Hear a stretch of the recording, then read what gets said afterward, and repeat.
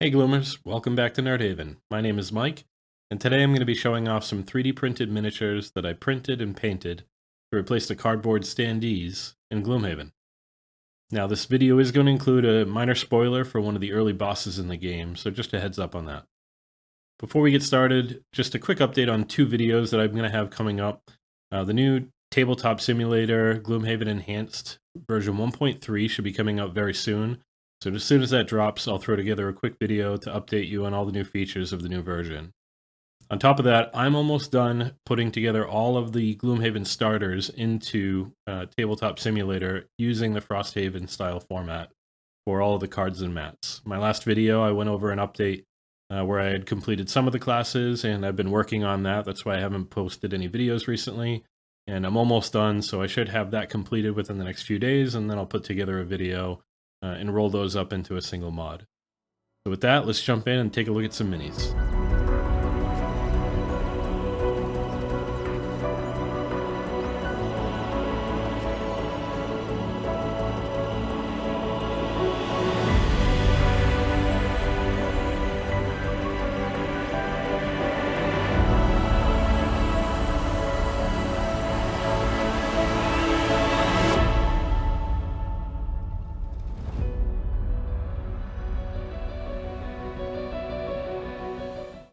The first model here is the Bandit Guard.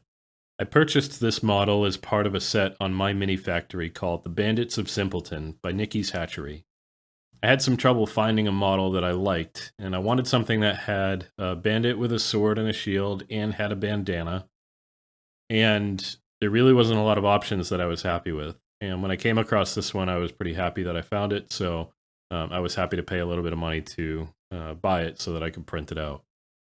Kev is a newer modeler that has started to put together models for different Gloomhaven minis, and he's doing a pretty good job, and he actually has a pretty good one for the Bandit Guard, but I printed these before he had his completed, so if you're looking for a free alternative, I would check out Kev. The second model is the Bandit Archer. This model is from a set of 4 poses that's available for free on Thingiverse. I did have trouble with some of the knocked arrows breaking off when I was removing the supports, but otherwise I think these came out pretty clean. There was only one model in the group of 4 that I was really happy with, that I thought was a good pose and would print well without any failing. And even though I had the arrows break off on this one, I ended up just using this for all of the models. I didn't want to go through and create a variety there. And part of it is I wanted to have a bandana that I could paint to match the bandanas on the Bandit Guard. The third model here are the Living Bones. This model came from a Loot Studios bundle called Whitepocalypse. I subscribed after I saw it posted with some other Gloomhaven minis on Reddit about 6 months back. And the detail of the things like the pentagrams on the armor really made me fall in love with this model. You'll notice there's a little number token on the base here, and you would have seen it on the other models as well. I actually designed those myself using the Gloomhaven font. I posted them to Thingiverse, and I'll have a link to that below if you'd like to print them yourself. The fourth model is the Living Corpse. Here's another model from the same Whitepocalypse set. I splattered blood on the apron by taking a brush with red paint and tapping it against another brush's handle over the model.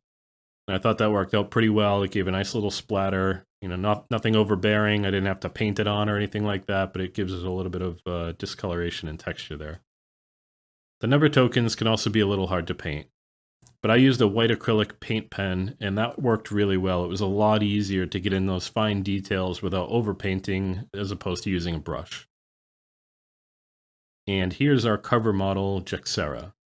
I colored the inside of her cloak a darker shade of red to help give it some extra depth, and then I lightly outlined the trim in gold.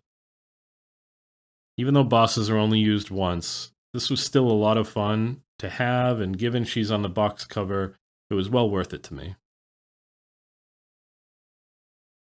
And that's it for this set. If you've 3D printed any of these enemies for your own table using different models, share a link to the ones you used in the comments down below. I'd love to check them out. If you enjoyed this video, share it with the friends you play with. Hit the like button and consider subscribing. Thanks for watching, and we'll catch you on the next one.